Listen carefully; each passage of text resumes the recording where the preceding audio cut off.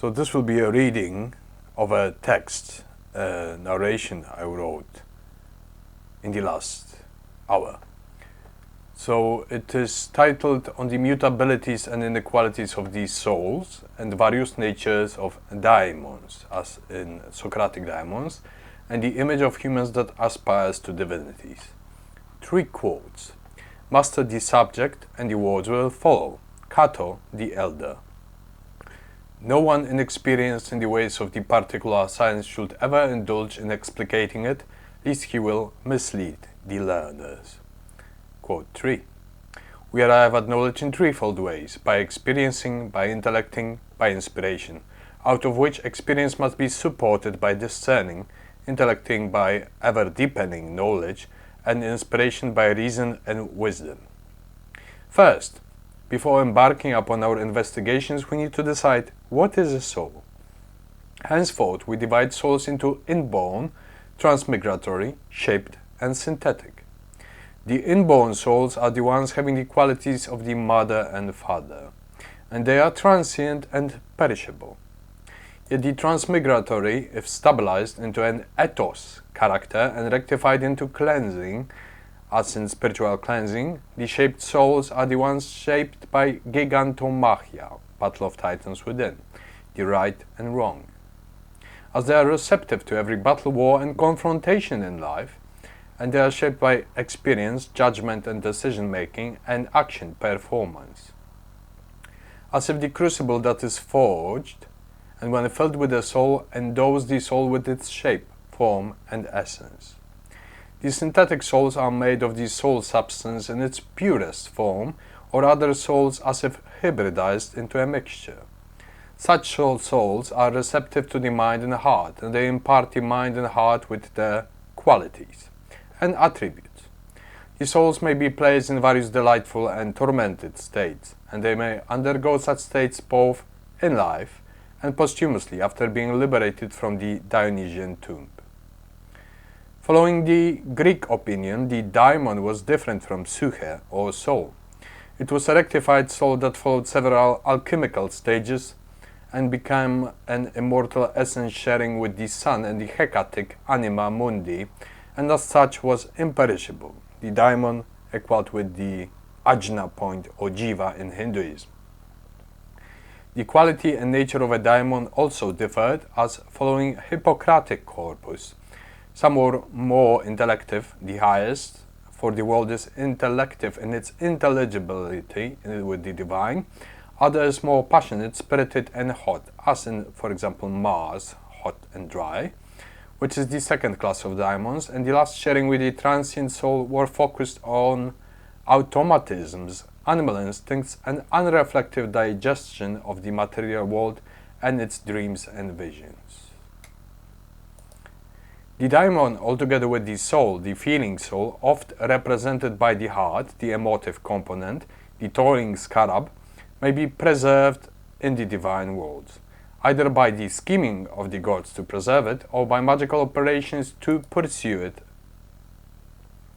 In the first situation, the gods prepare a crucible, for example, Ankh tree or Mesh tree, the tree of life of Sumeria, and the qualities concordant with the world of the gods of the given specimen are interpreted and translated into this crucible at different times and stages of life, for all is change and motion.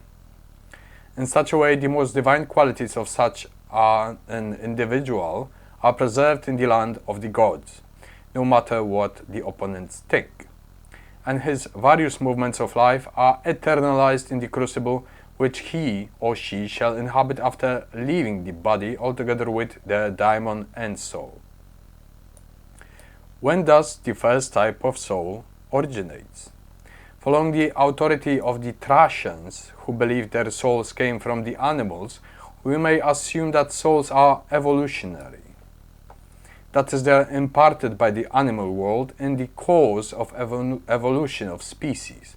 In fact, that is a never-ending transmutation, as some human souls may be more fox-like, others bear-like, yet others wolf-like, others may be endowed with qualities of a serpent, dragon-like souls.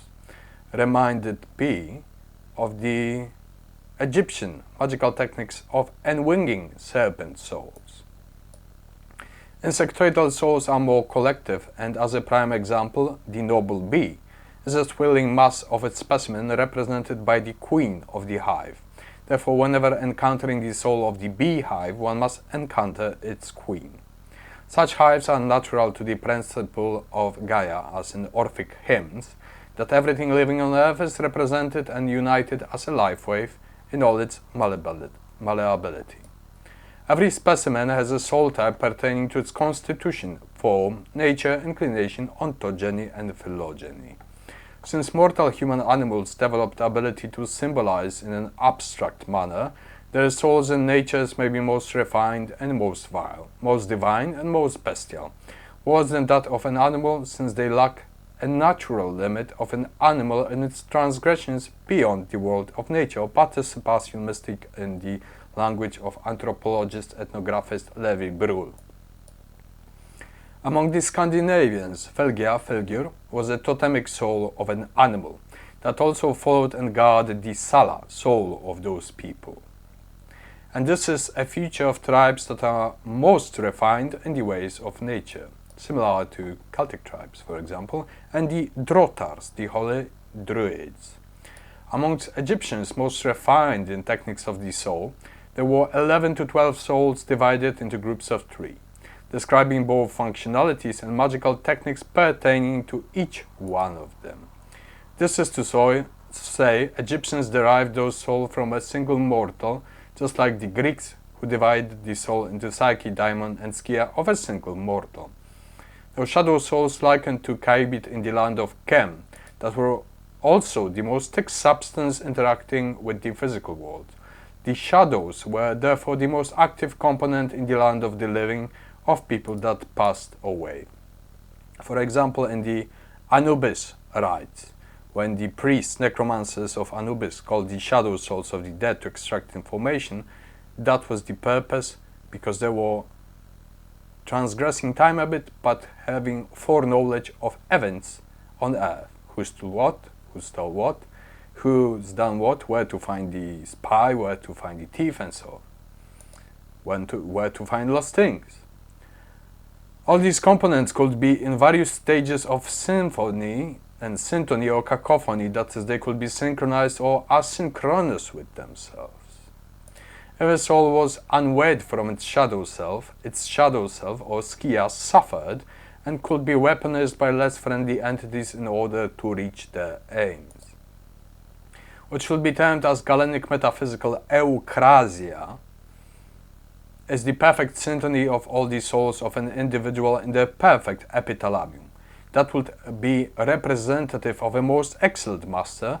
Likewise, in Isis-Osiris mysteries, male-female mysteries, the representation of the most excellent maestra would be the epithalamium of all her souls in androgynous alchemy with the master. Now, from an occult perspective, only male-female principles combined can create a true god or a goddess, or an androgynous recombinant. There is no male-male, female-female relations. That's all abomination. What therefore differs in souls of couples from souls of mastership? The first are animal-bound, perishable, the latter divine, unvanquishable. In Chaldean terms, the souls of mastership are these that by toil and effort of life were concordant with all the natures of planetary spheres under the divine Apollo. And as if muses of the planets coined their qualities with the crowns of these planets, of which living spiritual intelligences of these planets crowned them with crowns belonging to these spheres. The natural mode of archontic governance over Earth is the imperial sun and the 7 ministers, each dealing with the modalities of their natural spheres, as it was in the times of finest civilizations of the past that truly honored the gods, the stars, the earth with its animals, and spiritual inhabitants, and humanity at the very last, as the caretakers of the whole establishment. If the inhabitants of Earth went astray, means nothing to the natural metaphysical order. Mortals turned away from the gods and suffered the consequences of their departure metaphysically. This apart, why is it noble to shape your mind and ethos in order to arrive at a splendid soul? Apart from the high activities in life and affirming it as a splendid process of arriving at eudaimonia and tranquil abiding, toughening against the fickle fortunes and a daring, unwavering stance in indestructible inner truth, we may be assured that our fortitude will be noticed among the crowds by metaphysical forces as if being standing apart from the crowds. And the metaphysical forces that commit to us after affirming that we commit to the gods and goddesses. Gigantomachia, battle of giants within, is also a war with opposing elements without, and as such is mutually rewarding.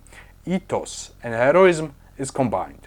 The more we are tried in ordeals by opposing forces with the proper amount of shrewdness and toughness, intelligence and cunning, the more we are shaped within for a more triumphant law. Therefore, as in Buddha's saying of Serlingpa, even if an army of millions of enemies rises against us, they pierce if there is no self-attachment. Now, when it comes to the ego, I have a platinum class strong ego, but I can detach from it. Therefore, there is no necessity of attachment to it. It's like a switchboard. Ego on, ego off. Attachment on, attachment off. So simple. The process of becoming is the process of cumulative greatness and abandoning the won and lost battles in the great war that becomes delightful with time. When we look back and say, ades, so, and so. How do you imagine to form something great without substance? How do you imagine to form something of quality with low-grade crude materials? Therefore, it is both workmanship, artisanry, expanding nature, gathering experience, knowledge, and fashioning all of it into something truly worthy. Despite the naysayers and envious pigs, we already won. This said, it is not a one-sided approach, as we are not one-dimensional people among wars. We are torn to shreds, our nature wavers, our ethos is shaken, but as long as we arrive at superior stance, it is always reminding us of itself, even in downflow, wrath, and vulgarities. So once we won through toil of years, no matter what kind of scourge, envious pigs, and destroyers will ruin us, we proved ourselves after years that we are capable of handling ourselves as divinities, and in the eyes of divinities, we are the victors and they are the dung. There are so many opposing natures that may twist our minds and hearts to their utter reversals, but the blade of grass, weathering storms, should be applied here. It is worthy to strive this.